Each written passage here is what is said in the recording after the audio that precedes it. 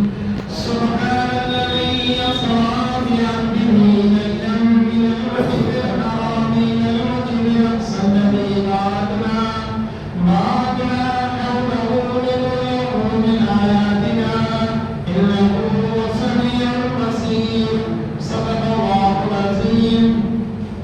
محترم بزرگ اور حضور ساتھیوں، پچھلے ہفتے بات چل رہی تھی مسجد اقصی سے متعلق اور انہوں نے قرآن کریم کی آیت پڑھی ہے. اس آیت مبارکہ کے اندر اللہ رب العالمین نے دو مسجدوں پر ذکر فرمایا ہے، مسجد حرام اور مسجد اقصی.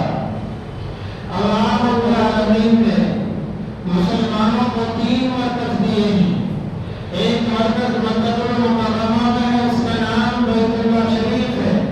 ایک مرکز مدینہ المنورہ میں ہے، اس کا نام مسجد نبوی ہے. ایک مرکز فلسطین میں ہے، جس کا نام بیت المقدس مسجد اقصی ہے. اللہ رب العالمین نے مکہ المکرمہ میں نبی پاک علیہ السلام کو پیدا فرمایا اور اللہ رب العالمین نے فرمان سے آپ کو ٹوٹو پر جانے کا ارشاد فرمایا. ایک رات میں آپ مسجد حرام سے فلسطین تشریف لے گئے اور آپ معراج کی رات کرا دیے اور ایک موقع پر اللہ رب العالمین نے آپ کو ارشاد فرمایا کہ میرے محبوب آپ مدینے کو ہجرت فرمائے. تو حضور پاک علیہ السلام نے مدینے کی ہجرت فرمائی ہے، وہ مرکز بنا. آپ نے جہاں پر نماز پڑھی ہے معراج کی رات میں پڑھائی ہے، وہ مرکز بنا، اسی کا نام بیت المسجد اور مسجد اقصی ہے. حضور پاک علیہ السلام حضرت جبریل امین کے ساتھ مسجد حرام سے چلتے ہیں اور آپ کے ساتھ جبریل امین موجود ہے اور آپ کی جو سواری ہے اس سواری کا نام براق ملتا ہے. آپ وہاں سے چلے جا رہے ہیں اور آپ مسجد اقصی پہنچے. حضور پاک علیہ السلام نے اپنی اس سواری کو مسجد اقصی کے باہر کھڑا کیا ہے. آپ اندر تشریف لے گئے ہیں اور اس مسجد کے اندر حضرت آدم علیہ السلام سے لے کر حضرت عیسیٰ علیہ السلام تک اس رات میں سارے پیغمبر موجود ہیں. حضرت آدم بھی موجود ہیں، حضرت نوح بھی موجود ہے، حضرت موسیٰ بھی موجود ہیں، حضرت داؤد، حضرت سلیمان، حضرت زکریا، حضرت عیسیٰ، سارے پیغمبر موجود ہیں. اور آپ علیہ السلام کو ان کی امامت فرمائی اور آپ کے بعد امامت فرمانے کے بعد آسمان پر تشریف لے گئے. اللہ رب العالمین نے اسی مسجد اقصی کو مرکز بنایا مسلمانوں کا اور پیغمبر علیہ السلام نے آپ نے اس کی جانب نماز پڑھائی ہے. اس لیے آپ امام القبلتین کہلائے ہیں کہ آپ دو قبلوں کے امام ہیں. یہ مسلمانوں کا قبلہ ہے بیت المقدس، قبلہ اول ہے جس کے اوپر آج تک جگہ چلا رہا ہے. لیکن حضور پاک علیہ السلام نے اپنے اقامہ فرمانے سے پہلے ارشاد فرمایا تھا کہ وہ دن قریب آئے گا کہ جس دن آپ بیت المقدس کو مسجد اقصی کو اللہ فتح دیکھو اپنی آنکھوں سے. وہ دور آیا کہ نبی پاک علیہ السلام کے بعد اور سن ہجری 638 میں اور سن عیسوی 638 میں اور ہجری 17 کے اندر حضرت عمر فاروق رضی اللہ تعالیٰ عنہ نے مسجد اقصی کو آزاد فرمایا. حضرت عمر فاروق رضی اللہ تعالیٰ عنہ کے ساتھ 3000 صحابہ تھے کہ جنہوں نے مسجد اقصی کو گھیرا اور وہاں سے اس مسجد اقصی کو آزاد فرمایا. عیسائیوں کو وہاں سے نکالا اور فرمایا کہ ہمارے پیغمبر ہمارے نبیوں کی آباد گاہ ہے. حضرت ابراہیم یہاں پر موجود ہیں، حضرت اسحاق موجود ہیں، دوسرے پیغمبروں کے قبر موجود ہیں، حضرت سلیمان، حضرت داؤد یہاں پر موجود ہیں. ان تمام نبیوں کے یہاں پر مرکز بنے ہوئے وہ یہاں پر آرام فرمائیں.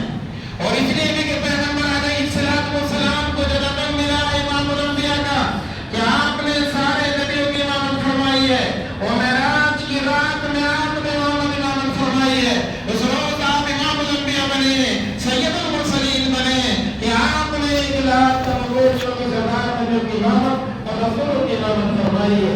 اس لیے کہ وہ مسلمانوں کے لیے محترم اور قابل احترام ہے. عمر فاروق رضی اللہ تعالیٰ عنہ کی موجودگی میں سن عیسوی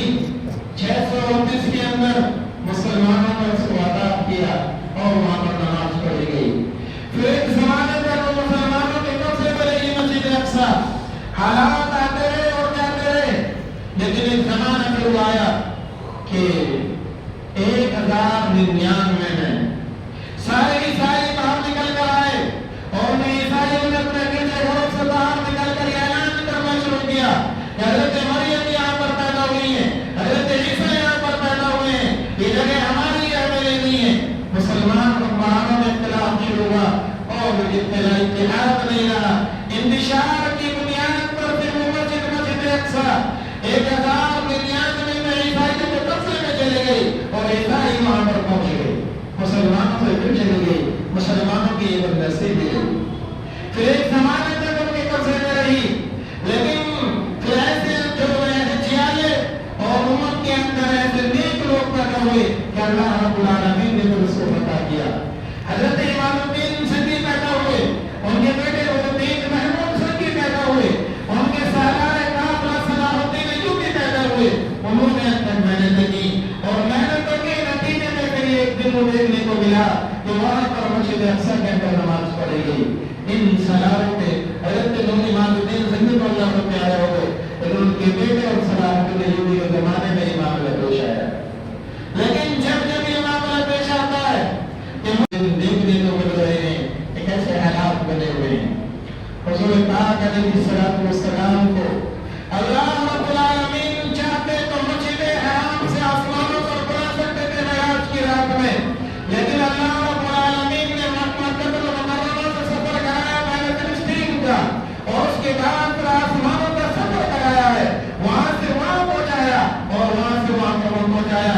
اس لیے اللہ رب العالمین نے ارشاد فرمایا تو بارکنا حولہ لنریہ من آیاتنا کہ ہم نے مسجد اقصیٰ کے ارد گرد برکتیں رکھی ہیں، اپنی عنایتیں رکھی ہیں، وہاں پر وہ جگہ قابل احترام ہے، وہاں پر نبیوں کی قبریں ہیں اور مسجد کے اندر نبیوں نے نماز پڑھی ہے، وہ ہمارا مسلمانوں کا قبلہ بن رہا ہے۔ پیغمبر علیہ السلام نے اس مسجد کے اندر 1 2 3 4 5 نہیں کم و بیش 1 لاکھ جو گزرار نبیوں کی امامت فرمائی ہے۔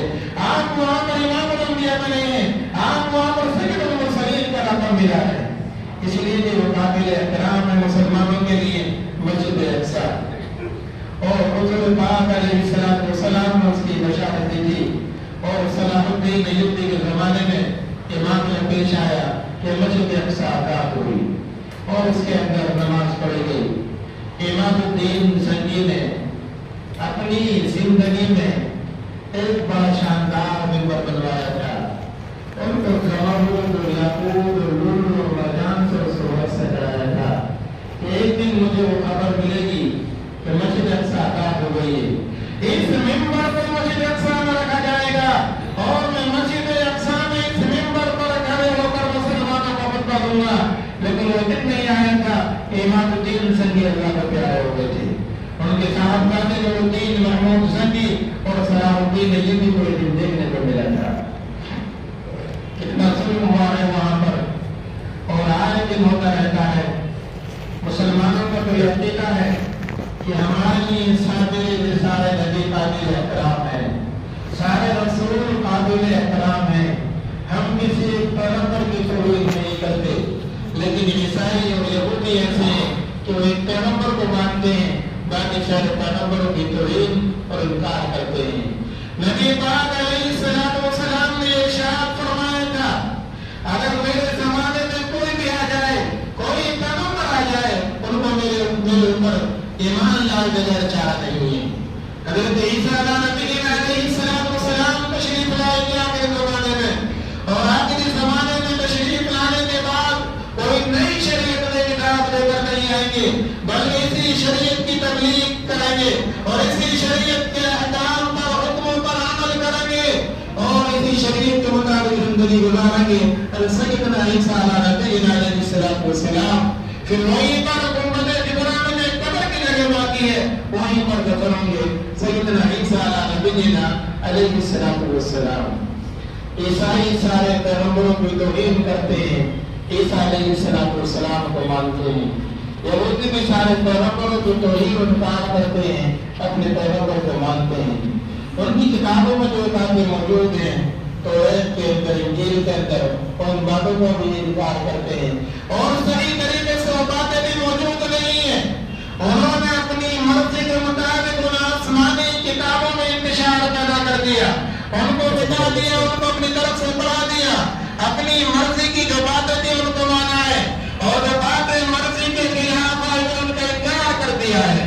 ये कुरान करीम ऐसी किताब है जो हर अल्लाह रब्बुल आलमीन ने पैगंबर अलैहिस्सलाम पर नाज़िल फरमाया था, वो हुक्म क़यामत तक बाकी रहेगा, ज़माना लाख बदलेगा, लेकिन कुरान करीम नहीं बदल जाएगा। कुरान करीम को बदलने वाले तो बदल जाएंगे, लेकिन कुरान करीम का हर शुरू से लेकर आखिर तक सच्चा है, और जिस आदमी के इसकी सच्चाई पर यकीन ना हो तो उसके ईमान में बेशक वो ईमान वाला नहीं है। और जिसको ईमान वाला बनना है उसको पैगंबर अलैहिस्सलाम की किताब पर, शरीयत पर, नबूवत पर और अल्लाह रब्बुल आलमीन की किताब कुरान करीम पर ईमान लाना जरूरी है। अगर कोई आदमी किसी हिस्से पर ईमान रखता है और किसी हिस्से का इनकार करता है तो उसके ईमान में शक किया जाएगा।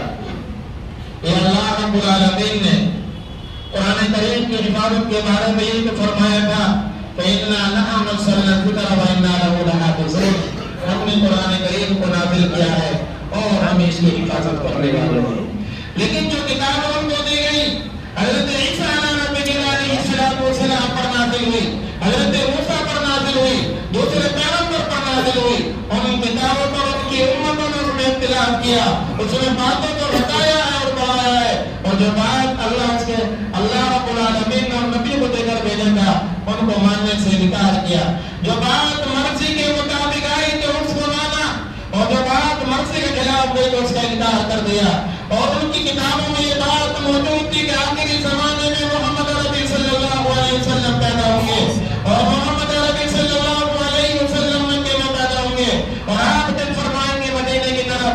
अल्लाह रब्बुल आलमीन ने अपनी किताब के अंदर इरशाद फरमाया कि अल्लज़ीना आतैनाहुमुल किताब यारिफूनहु कमा यारिफून अबनाअहुम, वो मोहम्मद अरबी सल्लल्लाहु अलैहि वसल्लम को ऐसे पहचानते होंगे जैसे लोग अपने बेटों को, अपनी औलाद को जानते हैं, लेकिन फिर भी इनकार करते रहेंगे धर्मी की बुनियाद पर।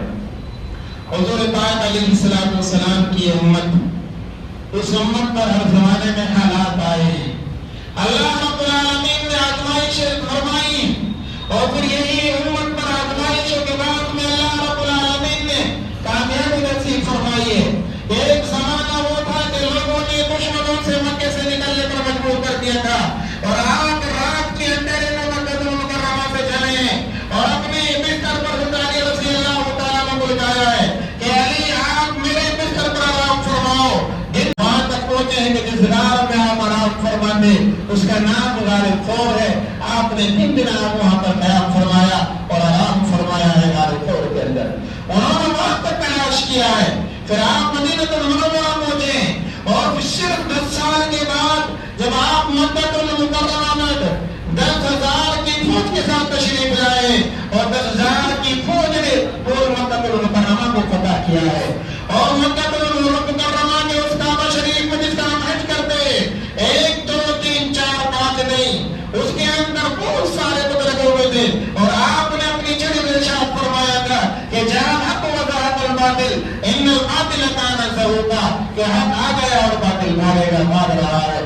आपने इरशाद फरमाया, सारे बुत गिरने शुरू हो गए, 365 बुत लगे हुए थे। फिर वो ज़माना भी आया कि आप मदीनतुल मुनव्वरा पहुंचे, और वहां इस्लाम की हुकूमत की जगह बनी, वो दारुल सल्तनत बना, दारुल हुकूमत बना, और पूरी दुनिया से, ईरान से, यमन से, शाम से, फिलिस्तीन से, दूसरे मुल्कों से सहाबा वहां पर आए, सलमान फारसी रज़ियल्लाहु तआला अन्हु फारस से चलकर आए, और आपके कदमों में दाखिल हो गए और ईमान लेकर आए, कलमा पढ़ा है। बिलाल हबशा से आए चलकर, दुनिया भर से लोग आने शुरू हुए, और आपने जो पहला मदरसा मस्जिद नबवी के बराबर में खोला है, इन तमाम सहाबा को, हज़रत अबू हुरैरा को और दीगर सहाबा को वहां पर तालीम दी है। इस्लाम का सबसे पहला मरकज़ और मदरसा जो बना, और जो सेंटर बना है मस्जिद और मदरसा और मस्जिद नबवी, और उसके बराबर में असहाब सुफ़ा के नाम से मदरसा। ऐसे ही मक्कातुल मुकर्रमा के अंदर जो मस्जिद थी वो मस्जिद हराम, और जो मदरसा था वो दार अरकम के नाम से हज़रत अरकम रज़ियल्लाहु तआला अन्हु में चला करता था।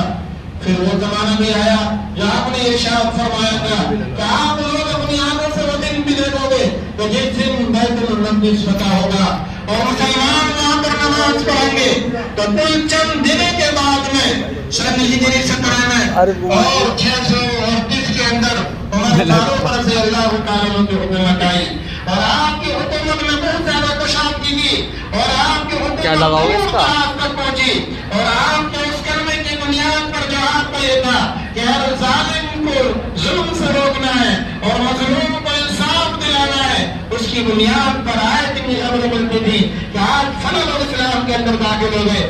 آپ کی ایمانداری کو دیکھ کر، آپ کے انصاف کو دیکھ کر، آپ کے عدل کو دیکھ کر، آپ کے نیکنامی کو دیکھ کر روز بروز اسلام پھیلتا چلا گیا اور مسلمانوں کی تعداد بڑھتی چلی گئی اور کل 3000 کی تعداد کتنی ہوتی ہے؟ 3000 کی تعداد میں بیت المقدس پر حملہ کیا ہے اور بیت المقدس آزاد ہوا ہے۔ وہاں کے عیسائیوں نے بات کہی مسلمانوں کے جرنیل سے عبیدہ بن الجراح رضی اللہ تعالیٰ عنہ سے کہ آپ اپنے امیر المومنین کو بلاؤ، آپ اپنے بادشاہ کو بلاؤ مدینے سے۔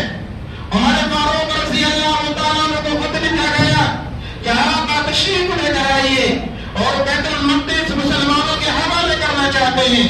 عمر فاروق رضی اللہ تعالیٰ عنہ اپنی سواری پر سوار ہو کر چلتے ہیں اور آپ کے ساتھ آپ کا غلام ہے اور آپ ہیں، آقا اور غلام دونوں چلے جا رہے ہیں، لیکن سواری ایک ہے، سوار ہونے والے دو ہیں، غلام اور آقا۔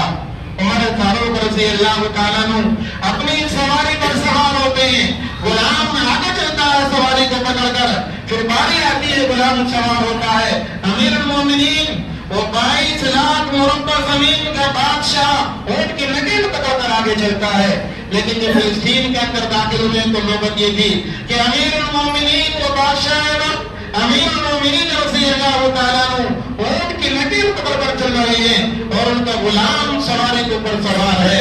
غلام نے کہا کہ بادشاہ وقت امیر المومنین میں سواری کی لگام پکڑتا ہوں، آپ سواری پر سوار ہو جائیے۔ لوگ دیکھ کر کیا کہیں گے کہ بادشاہ پیدل چل رہا ہے سواری کو پکڑ کر اور اپنے غلام کو سواری کے اوپر سوار کر رکھا ہے۔ عمر فاروق نے فرمایا کہ نہیں، اب باری تمہاری سوار ہونے کی آئی، تمہیں سوار ہونا ہے اور مجھے نکیل پکڑ کر چلنا ہے۔ یہ انصاف کا عمر فاروق رضی اللہ تعالیٰ عنہ کا، اپنے غلام کو سواری پر سوار کیا اور خود پیدل چلے ہیں۔ وہاں پر جب پہنچے ایک جگہ کا نام جابیہ ہے اور مقامی جابیہ میں ایک چمڑا لایا گیا، اس چمڑے پر معاہدہ لکھا گیا اور اس معاہدے پر دستخط ہوئے اور بیت المقدس آزاد ہوا۔ عمر فاروق رضی اللہ تعالیٰ کو قبضے میں آیا۔ وہاں کے جو فوج کے سربراہ تھے انہوں نے آپ کو ایک شاندار کرتا بنا کر پیش کیا گیا، آپ اس کو لیجیے، اس کو پہنیے، بڑا اچھا لگ رہا ہے۔ عمر فاروق رضی اللہ تعالیٰ نے ان کی وہ قمیض پہنی اور پہننے کے بعد واپس کر دی، کہا کہ نہیں، میری قمیض وہی اچھی ہے جو موٹے کپڑے کی بنی ہوئی ہے، پسینہ آتا ہے تو کپڑا پسینے کو پی لیتا ہے، میں تو اسی کو پہنوں گا۔ اور آپ نے اسی قمیض کو پہنا ہے۔ وہ 3000 صحابہ تھے جنہوں نے ایمان کی بنیاد پر اللہ رب العالمین نے جو ان کو روحانی طاقت دی تھی اس مسجد اقصی کو آزاد کیا تھا اور مسلمانوں کے پاس پھر وہ مسجد اقصی 1099 تک باقی رہی، یعنی سن ہجری سن عیسوی 1170۔ اس کے بعد پھر عیسائیوں کے قبضے میں گئی، آج یہ ہندو قبضے میں ہے۔ اللہ تعالیٰ سے دعا ہے کہ اللہ رب العالمین وہاں کے مسلمانوں کی شہادت کو قبول فرمائے اور ظالم کے ظلم سے حفاظت فرمائے، مسجد اقصی کو آزاد فرمائے۔ ہمارا روحانی تعلق ہے مسجد اقصی سے، ہمارا اس مسجد سے رشتہ ہے، اس لیے رشتہ ہے کہ پیغمبر علیہ السلام نے اس مسجد کے اندر 1,24,000 نبی رسولوں کو نماز پڑھائی ہے۔ اس لیے بھی رشتہ ہے کہ سارے نبی وہاں پر، بہت سارے نبی وہاں پر پیدا ہوئے اور وہیں پر آرام فرمائے۔